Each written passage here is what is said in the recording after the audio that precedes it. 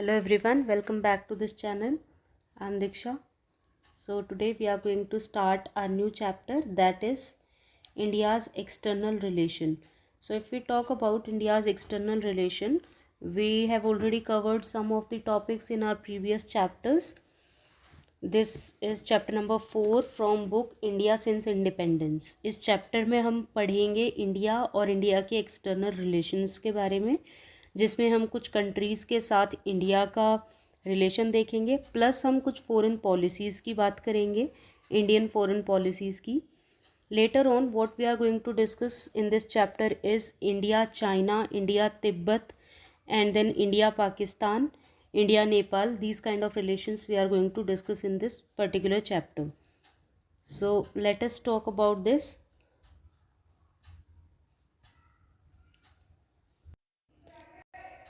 See, actually when we talk about India's external relation, there what we are going to discuss, that when India got independent, then जब भारत आज़ाद हुआ 1947 में, तो भारत एक आज़ाद देश है जहाँ पर भारत अपनी सॉवरेनिटी, अपने संप्रभुत्वता के ऊपर और दूसरे की संप्रभुत्वता का ध्यान रखते हुए यहाँ पर ये चीज़ मेंशन करता है कि हमें इंटरनेशनल रिलेशन जिस भी कंट्री के साथ मेंटेन करने हैं, हम उस कंट्री के साथ उनकी जो सॉवरेनिटी है उसको डिसआर्म नहीं करेंगे, अपनी सॉवरेनिटी को दूसरे को डिसआर्म नहीं करने देंगे. अब इसी चीज़ को ध्यान में रखते हुए जब कॉन्स्टिट्यूशन मेकर्स ने कॉन्स्टिट्यूशन को बनाया, उस समय आर्टिकल नंबर 51 में डाला, जो कि directive principle of state policy को दर्शाता है इंडियन कॉन्स्टिट्यूशन में, उसमें डाली गई कुछ ऐसी चीज़ें जो कि ज़रूरी थी भारत के निर्माण के लिए, जैसे to promote international peace and security, maintain just and honorable relation between nations, foster respect for international law and treaty obligations in the dealing of the organized people with one another, and to encourage settlement of international disputes by arbitration. Right, so these kind of things were there, these kind of constitutional principles were there in our Indian constitution under article 51, that is in the part of DPSP of the Indian Constitution.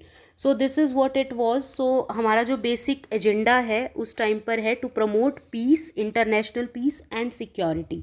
जब हम इस basic agenda को लेकर चलते हैं तो हम सोचते हैं कि ना ही तो हम किसी और को हार्म करें, ना ही हमें कोई हार्म करे. तो इसके लिए सबसे पहले इंडिया किस मुद्दे पर जाता है कि उस समय जब भारत आज़ाद हुआ था तब इंडिया के पास दो चॉइसेस थी. या तो India, because whole of the world was divided into two parts, we know very well, we had discussed it ample times, कि 1947 जब इंडिया आज़ाद हुआ तो उस समय हमने देखा कि पूरा का पूरा विश्व दो पार्ट में डिवाइडेड है, बाइपोलर वर्ल्ड है, यूएसए एंड यूएसएसआर. सो जब हम यूएसए और यूएसएसआर की बात करते हैं तो यहाँ पर आज का जो रशिया है वो उसका मेजर पार्ट है यूएसएसआर का. It was arrest while USSR. And if we talk about USA, then United States of America we are talking here about. तो जब हम USA और USSR की बात करते हैं तो ये दोनों ही सुपर पावर की होड़ में हैं 1945 के बाद, और we can say after second world war एक कोल्ड वॉर दोनों के बीच में चल रहा है, जहाँ पर ये अपने अपने खेमे में अलग अलग देशों को लाने की कोशिश कर रही हैं. जो भी न्यूली बॉर्न कंट्रीज़ हैं उन सबको अपने अंडर लाने की कोशिश कर रहे हैं, अपने साथ अलाइड पावर्स में लाने की कोशिश कर रहे हैं. So basically what was happening over here कि यहाँ पर इंडिया के सामने भी यही ऑप्शन रखा जाता है. पूरे वर्ल्ड की तरफ से एक प्रेशर है न्यूली बॉर्न कंट्रीज़ के लिए कि या तो आप यूएसए को ज्वाइन करो या आप यूएसएसआर विंग को ज्वाइन करो. बट क्योंकि इंडिया एक न्यूली बॉर्न कंट्री है तो इसको साथ में हर एक चीज़ ध्यान में रखनी है कि हम एक तरफ बात कर रहे हैं इंटरनेशनल पीस एंड सिक्योरिटी की, और एक तरफ हम बात कर रहे हैं सॉवरेनिटी मेंटेन करने की. पर यहाँ पर हम क्या कर रहे हैं, अगर हम किसी एक फ्लैग को अपना लेंगे यूएसए या यूएसएसआर को, इसका मतलब हम अपने प्रिंसिपल्स से खुद ही मुंह मोड़ रहे हैं. So that was the scenario at that time. So that is why what India thought कि हमें कोई बीच का रास्ता निकालना होगा. हो सकता है हम पूरी तरीके से अपने आप को आइसोलेट भी नहीं कर सकते कि हम पूरे तरीके से यूएसए से अलग हो जाएं या यूएसएसआर से अलग हो जाएं. हमें कोई एक बीच का रास्ता निकालना होगा कि हम दोनों के साथ एक हेल्दी रिलेशन भी मेंटेन कर सकें और दोनों को बिना नाराज़गी एक बीच का रास्ता निकाल कर चल सकें. इसी के बीच एक हमारे पास पॉलिसी निकल कर आती है to maintain our domestic as well as international relation. जो कि हम जिसका एक निर्माण करते हैं, that is policy of non alignment. Non alignment में बेसिकली क्या है, यहाँ पर हम बोल रहे हैं कि ना ही तो हम यूएसए की तरफ जा रहे हैं, ना ही हम यूएसएसआर की तरफ जा रहे हैं, हम दोनों से ही इक्वल डिस्टेंस मेंटेन रखने की कोशिश करेंगे, लेकिन जहाँ पर ज़रूरी है वहाँ पर हम अपने रिलेशन निभाएंगे, right. So we are not completely isolating ourselves, neither we are going to maintain a lot of distance from them. So that was the ideology at that time, the policy of non alignment movement. इस policy of non alignment movement में हमारे उस समय के the then prime minister Nehru का क्या role था, उसके बारे में हम बात करते हैं। पंडित Jawaharlal Nehru was our first prime minister.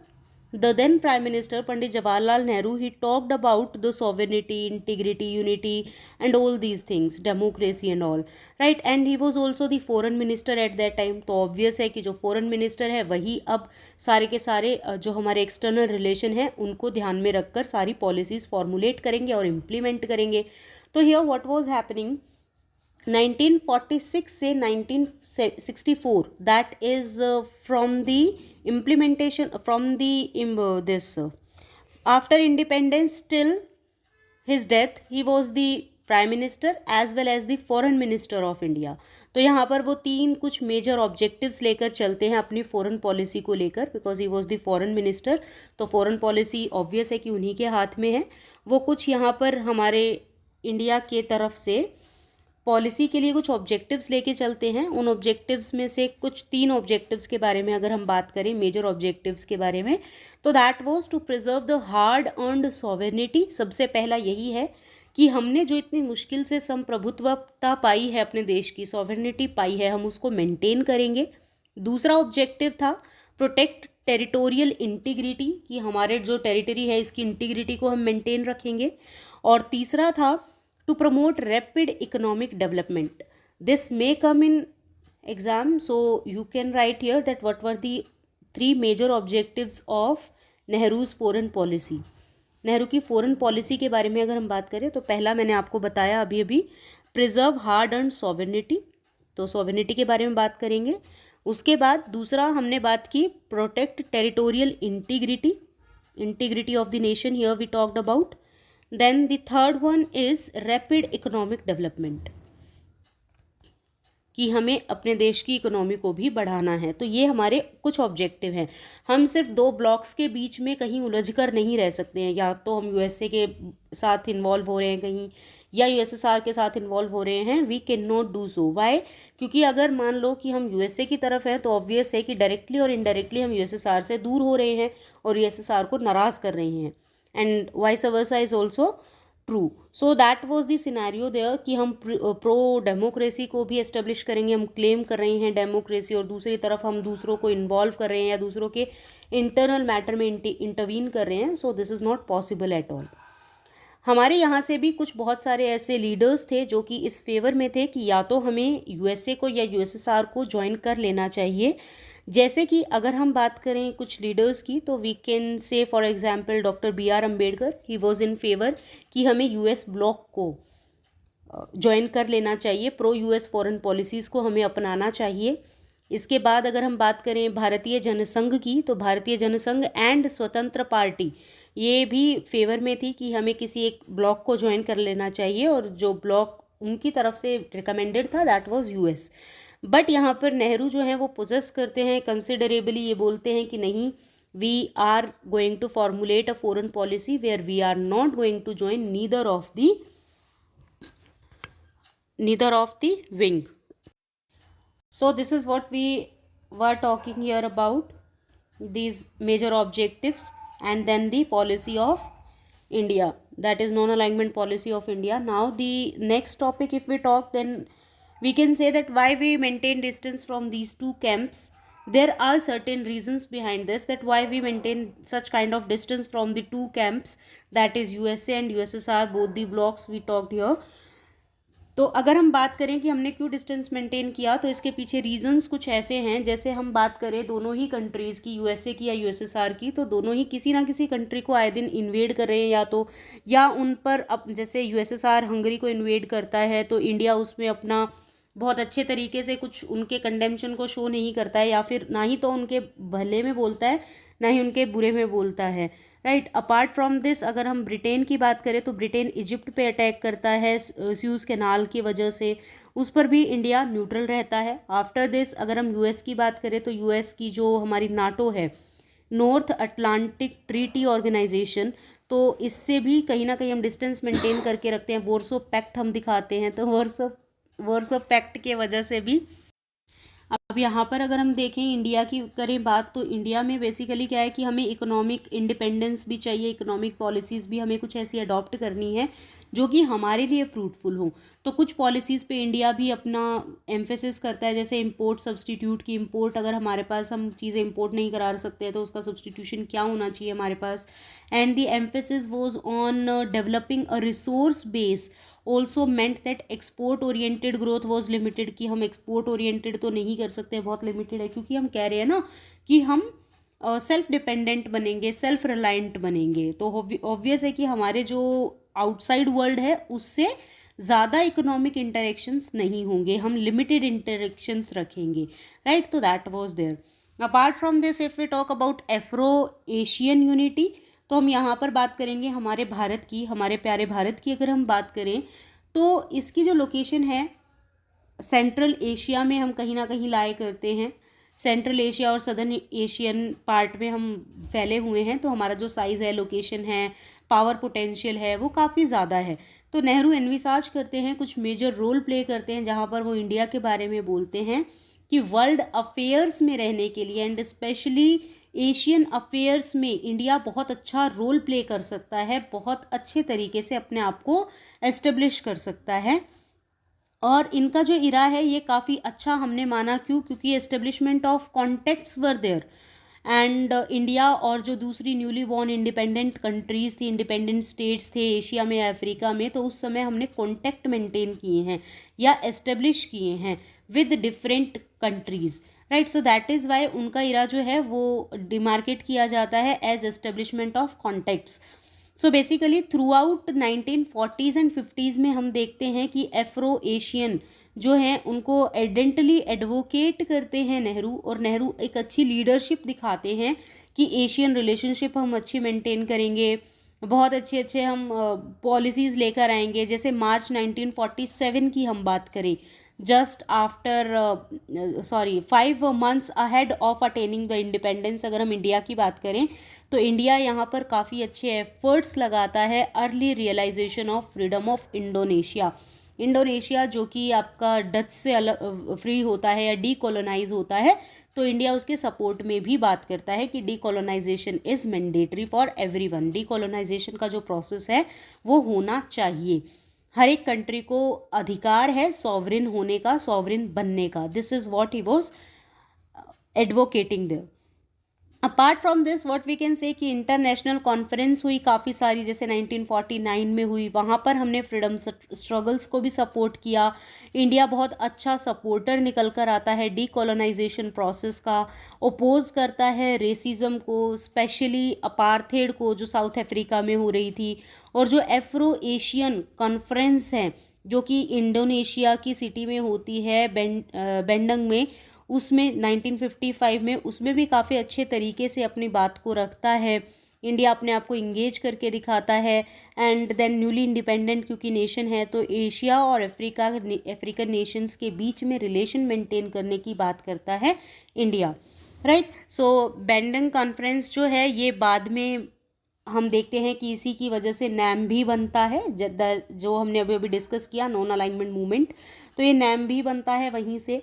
और फर्स्ट समिट जो है नैम की वो बेलग्रेड में होती है सितंबर 1961 में। This is very important for 1 mark question कि बेलग्रेड की जो समिट है वो क्यों इम्पॉर्टेंट है, क्योंकि वो नैम की पहली समिट थी और वो सितंबर 1961 में हुई थी, right. So Nehru was a को फाउंडर ऑफ नैम। अगर हम नेहरू की बात करें, अपने Pandit Jawaharlal Nehru the then prime minister की बात करें, the first prime minister of India, then he was the co-founder of NAM, that is non-alignment movement. And again if we talk about non-alignment movement, then we come to know कि non-alignment movement क्या है, where we denied to join any of the block, कि ना ही तो हम USA की तरफ जा रहे हैं ना ही हम यूएसएसआर की तरफ जा रहे हैं, right. So this is what it mean. Apart from this, अब देखो ऐसा नहीं है जब हम इंटरनेशनल रिलेशन की बात करते हैं तो सिर्फ हम एक तरफा या फिर बाहर के रिलेशंस की ही बात करेंगे। हम इंटरनेशनल रिलेशंस की जब बात करते हैं तो हमें external as well as internal factors की बात करनी होती है। डोमेस्टिक या इंटरनेशनल दोनों ही एनवायरनमेंट को देखना होता है। दोनों ही चीज़ें इन्फ्लुएंस करती हैं हमारी फॉरेन पॉलिसी को, जैसे कि हमारे आंतरिक मुद्दे कैसे हैं, आंतरिक मामले कैसे हैं, हमारे देश में भूखमरी है, अनएम्प्लॉयमेंट है, पॉवर्टी है, और हम बात करें इंटरनेशनल रिलेशन की, सो this is not possible. Clear.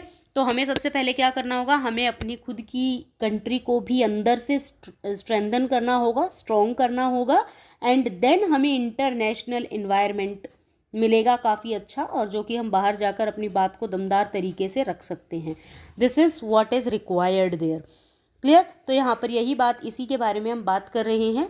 अगर हम इसी की तरफ बढ़ते हुए अपनी बात करें नेक्स्ट टॉपिक की, तो वो है peace and conflict with China. अब देखिए, हम जब इंटरनेशनल रिलेशन की बात करते हैं तो मैंने जैसे अभी अभी आपको बताया कि हमें यहाँ पर ज़रूरत होती है international as well as domestic environment maintain करने की। अब जब हम इंटरनेशनल रिलेशन की बात कर रहे हैं तो यहाँ पर हम पाते हैं कि हमारे भारत में दो तरह की अप्रोच, या हम कहें कि कहीं पर भी, पूरे विश्व में कहीं पर भी हम दो तरह की अप्रोच देखते हैं इंटरनेशनल रिलेशंस के लिए। एक होती है आपकी रियलिस्टिक अप्रोच और एक होती है आपकी आइडियलिस्टिक अप्रोच। जो रियलिस्टिक अप्रोच होती है ये बेसिकली आपकी बहुत ही प्रैक्टिकल फैक्ट्स पर बेस्ड होती है, और जो आइडियलिस्टिक अप्रोच होती है ये होता है कि for instance if I am good then no one can harm me. ठीक है, मैं अच्छी हूँ, मैं हर किसी के साथ बहुत अच्छा व्यवहार कर रही हूँ, तो कोई सामने से मुझ पर अटैक नहीं करेगा या कोई मुझसे बुरा व्यवहार नहीं करेगा। This is an idealistic approach.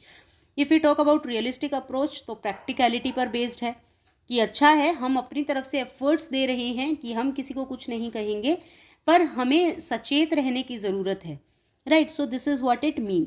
तो रियलिस्टिक अप्रोच का अगर हम एग्जाम्पल अपने भारत में देखें या आज़ाद भारत में देखें, इंडिपेंडेंट इंडिया में देखें, तो Sardar Vallabhbhai Patel, we know him very well, he is the iron man of India, and he is the man who is responsible for or who should be credited for this nation। जो हम आज अपना भारत देखते हैं कि हमारे भारत का नक्शा ये जो है वो सिर्फ और सिर्फ इन्हीं की वजह से है, that is Sardar Vallabhbhai Patel, right. तो he is basically he was playing very crucial role for integration of princely states and for integration of whole of the nation। पूरे nation को इन्होंने बनाया, right। so this is we have already discussed in our previous chapters। यहाँ पर अगर हम idealistic approach के कुछ एग्जाम्पल्स की बात करें तो Jawaharlal Nehru, we can say here again the then prime minister Pandit Jawaharlal Nehru, here we can say, right. तो वो आइडियलिस्टिक अप्रोच की बात करते हैं। अब यहाँ पर यहीं से यही मुद्दा लेकर हम सामने चलते हैं। देखिए, जब हम चाइना की बात करते हैं तो इंडिया और चाइना दोनों का ही हम लगभग देखेंगे कि सेम टाइम पीरियड में, अगर 1947 में हमारे यहाँ पर आज़ादी मिली है, हमें इंडिपेंडेंट हुए हैं, एक नई गवर्नमेंट हम बना रहे हैं, तो 1948 में चाइना में भी ट्रांजिशन ऑफ पावर होता है, राइट। तो चाइना में जब ट्रांजिशन ऑफ पावर होता है तो यहाँ पर हम काफ़ी ज़्यादा चीज़ें देखते हैं, जैसे आफ्टर चाइनीज़ रेवोल्यूशन 1949 में हम पहली बार देखते हैं कि कम्युनिस्ट पार्टी को इंडिया रिकॉग्नाइज करता है। India was one of the first countries to recognize this communist government of China. तो हम कम्युनिस्ट गवर्नमेंट को रिकॉग्नाइज भी करते हैं, एंड उन बहुत सारे देशों में से एक थे जो कि चाइना को एक रिकॉग्निशन देते हैं इंटरनेशनल ग्राउंड पर, राइट। अब हम चाइना के साथ अपने रिलेशन की बात करें तो इंडिया का रिलेशन बहुत अच्छे नोट पर शुरू होता है, चाइना के साथ बहुत फ्रेंडली नोट पर शुरू होता है कि हम दोनों क्योंकि बॉर्डर शेयर कर रहे हैं तो ऑब्वियस है कि हम दोनों को एक दूसरे के साथ अच्छे रिलेशन मेंटेन करने चाहिए। नेबर हैं, पड़ोसी हैं, तो पड़ोसी होने के नाते आपके रिलेशन काफ़ी अच्छे होने चाहिए, राइट। तो अब यहाँ पर नेहरू जी जो हैं वो ये बोलते हैं कि अभी हमें क्या करना चाहिए, हमें वेस्टर्न डोमिनेंस वगैरह, क्योंकि इनकी शेडो से हम बाहर आ गए हैं, तो इसीलिए हम अपनी गवर्नमेंट को अपने तरीके से चलाएंगे और हम एक इंटरनेशनल फोरा मेंटेन करेंगे, मतलब बहुत अच्छे रिलेशंस हम मेंटेन करेंगे। और इनके कुछ कलीग्स हैं जैसे सरदार वल्लभ भाई पटेल हैं, they were worried about possible Chinese aggression in future. अब देखिए, मैंने आपको बताया कि प्रैक्टिकलिटी पर बेस्ड है, जो कि जिन्होंने रियलिस्टिक अप्रोच अपनाई, अब उनको कहीं ना कहीं लगता है, सरदार वल्लभ भाई पटेल जी को कहीं ना कहीं लगता है कि जो चाइना का एग्रेसिव नेचर है वो फ्यूचर में हमें प्रॉब्लम दे सकता है। लेकिन नेहरू जी बोलते हैं कि this is not going to happen. Why? Because he thought that it is like that कि अगर इंडिया बहुत अच्छे रिलेशन चाइना के साथ मेंटेन करेगा तो चाइना भी कोई हमें परेशान नहीं करेगा, राइट? तो that was his thought process. अब यहाँ पर क्या होता है कि India will face an attack from China for a very long time. The Chinese border was guarded by paramilitary forces, not the army. तो उनको लगता है कि चलो ठीक है, अगर वो आपकी बात मान लेते हैं, अटैक भी करेगा, तो हम क्या करते हैं, यहाँ पर पैरामिलिट्री फोर्सेस को डिप्यूट कर देते हैं। तो यहाँ पर आर्मी, बहुत लंबे टाइम पीरियड तक चाइनीज़ बॉर्डर पर हमारे पास आर्मी नहीं थी, हमने पैरामिलिट्री फोर्सेस जैसे बीएसएफ, सीआईएसएफ, सीआरपीएफ, इन सबको हमने वहाँ पर डिप्यूट किया था, right? So this was showing कि हमें बहुत ज़्यादा थ्रेट चाइना से नहीं है। लेकिन सरदार Vallabhbhai Patel, he was, उन्होंने भांप लिया था उस खतरे को, हम ये कह सकते हैं। तो यहाँ पर एक जॉइंट एनुकेशन होती है, पंचशील एग्रीमेंट जिसको बोलते हैं। पंचशील एग्रीमेंट में बेसिकली क्या हुआ था कि पंचशील एग्रीमेंट में 5 अलग अलग एग्रीमेंट हमने साइन किए। किसके साथ? 5 अलग अलग एग्रीमेंट हमने साइन किए चाइना के साथ। Panchsheel agreement, Panchsheel means what? पंच मतलब 5 एंड शील मतलब प्रिंसिपल्स। तो 5 principles were there in this agreement. इस प्रिंसिपल में हमने बात की कि हम जैसे पीसफुल को एग्जिस्टेंस मेंटेन करेंगे। एक चाइना के साथ हमने ये एग्रीमेंट साइन किया था, जैसे हम बहुत अच्छे रिलेशन मेंटेन करेंगे, हम एक दूसरे की सॉवरेनिटी को हार्म नहीं करेंगे, हम एक दूसरे को इंटरनेशनल बॉर्डर्स पर सपोर्ट करेंगे, एक दूसरे के डोमेन में इंटरवीन नहीं करेंगे। These kind of principles were there, right? तो ये 5 प्रिंसिपल्स हैं जिसको पंचशील कलेक्टिवली बोला गया। 5 प्रिंसिपल्स, इसको पंचशील बोला गया। That was signed between Jawaharlal Nehru and Chinese premier Zhou Enlai on 29 of April 1954। तो 1954 में, 29 अप्रैल 1954। Again this is a factual question and it may come for 1 mark, so you need to remember। ये एक बहुत इंपॉर्टेंट इन्फॉर्मेशन है जहाँ पर हम बात करेंगे कि ये पंचशील एग्रीमेंट किस किस के बीच में साइन हुआ। Then prime minister Nehru and Chinese premier Zhou Enlai, and किस डेट पर हुआ? 29 ऑफ अप्रैल 1954। अब यहाँ पर ये एक जो एग्रीमेंट है ये कहीं ना कहीं दर्शा रहा है या दिखा रहा है हमें एक नई डायरेक्शन कि हम बहुत अच्छे स्ट्रॉन्ग रिलेशन मेंटेन करेंगे दोनों ही कंट्रीज़, जो कि मैंने अभी आपको बताया कि 5 किस तरीके के वो प्रिंसिपल्स थे। इंडिया और चाइना जो लीडर्स हैं वो एक दूसरे के घर आते जाते रहे। एक दूसरे के घर का मतलब है कि कंट्री, एक दूसरे की कंट्री में विजिट करते रहे, एक दूसरे के साथ बहुत अच्छे तरीके से ग्रीट किया एंड फ्रेंडली क्राउड्स बनाए, मतलब हम एक दूसरे के फ्रेंड्स हैं। कुछ स्लोगन्स भी आए इसमें, जैसे स्लोगन्स क्या क्या थे? जैसे हिंदी चीनी भाई भाई, राइट? तो हिंदी चीनी भाई भाई मतलब हम क्या दिखा रहे हैं? हम ब्रदरहुड, फ्रेटर्निटी वहाँ पर शो कर रहे हैं, राइट? लेकिन यहाँ पर कुछ और ही पॉलिसीज़ थी, जैसे तिब्बत के साथ कुछ इशू था चाइना का। तो वो इशू क्या था? That is what we are going to discuss. तो उस इशू के बारे में भी हमने बात की कि ऐसा क्या हुआ बाद में कि चीज़ें बहुत गलत हुई, या हमने पंचशील एग्रीमेंट साइन करने के बाद भी आज जो स्थिति भारत की चाइना के साथ है वो क्या है, राइट? सो यहाँ पर अगर हम बात करें तो यहाँ पर हम बात करेंगे इंडिया और चाइना का एंगल तिब्बत की नज़र से, तिब्बत की वजह से जो हमारे यहाँ पर हुआ। Clear? So this is what we are going to discuss next.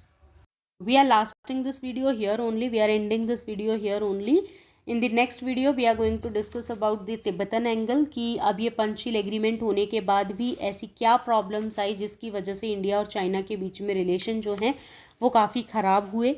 Then we are going to talk about India and Pakistan, the Bangladesh Liberation War 1971, that is what we are going to discuss, जहाँ पर हम हमारे Sam बहादुर की कहानी को भी पढ़ेंगे, उनके बारे में भी हम डिस्कस करेंगे, कारगिल कन्फ्रंटेशन के बारे में बात करेंगे, और इंडिया की न्यूक्लियर पॉलिसी के बारे में बात करेंगे।